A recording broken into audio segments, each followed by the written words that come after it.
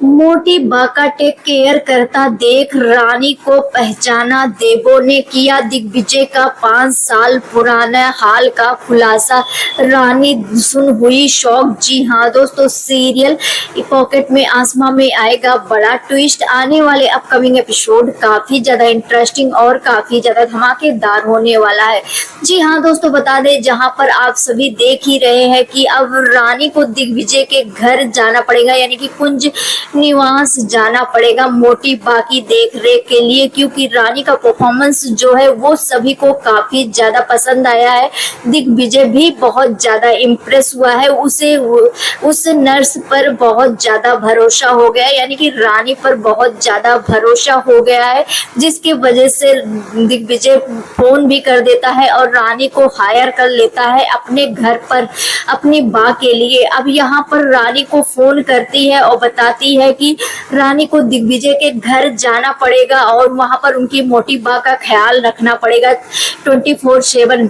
जहां पर रानी सुनकर उसके होश ही उड़ जाते हैं, वो सोचती है किसी और को, लेकिन यहाँ पर वो कह देती है कि उन्होंने डायरेक्ट उसी का नाम लिया है, यानी कि रानी का ही नाम लिया है। अब यहाँ पर वहीं पर रानी जाती है अपनी बेटी के इलाज के लिए, और जहाँ पर अब रानी वहां पर इलाज के लिए डॉक्टर से बात करती है। डॉक्टर ने तो ये बोल दिया है कम से कम पैसों में इलाज हो जाएगा, लेकिन वो कम से कम पैसा भी इतना भी वो अभी रानी के पास नहीं हुआ है।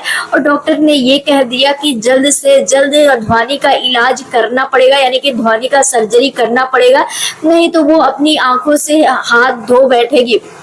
अब यहाँ पर रानी काफी ज्यादा डर जाती है अपनी बेटी को लेकर के डॉक्टर की बात सुन करके, और यहाँ पर अब रानी को समझ में आ जाता है कि उसे कुछ भी करके अपनी ध्वनि बेटी की इलाज के लिए पैसे जल्द से जल्द इकट्ठा करने पड़ेंगे।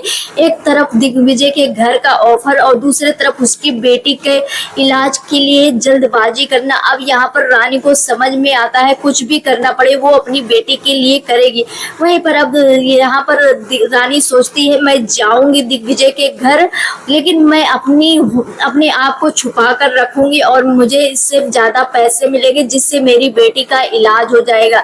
अब वो यहाँ पर रानी सोच लेती है कि वो जाएगी। जहाँ पर जाती है अनीशा पहचानने वाली ही होती है, लेकिन अनीशा को बहाना कर देती है। रानी अनीशा पहचान नहीं पाती है, लेकिन जो देवो है वो रानी से काफी ज्यादा क्लोज थी और रानी को बहुत ज्यादा समझती थी, इसीलिए देवो को पहचान जाती है। जी हाँ दोस्तों, बता दें यहाँ पर देवो को वहां पर भी शक होता है जब अनीशा कहती है कि बा का कमरा उधर है, कैसे पता तुम्हें।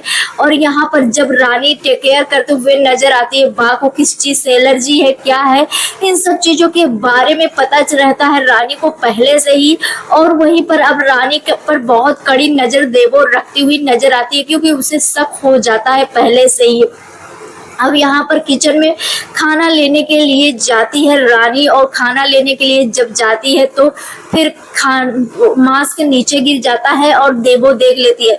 तो यहाँ पर देवो कहते हुए नजर आती है तो रानी तो फिर वहां पर शॉक्ड हो जाती है रानी, लेकिन यहाँ पर रानी का चेहरा देवो देख लेती है और कहते हैं मैंने देख लिया है सब कुछ, मुझसे छुपाने की जरूरत नहीं है। तेरी क्या मजबूरी है कि तू ये सारी चीजें कर रही है, और तू इस घर में वापस क्यों नहीं आ रही। तेरे लिए दिग्विजय बहुत ज्यादा परेशान रहता, वो अभी भी तुझसे प्यार करता है।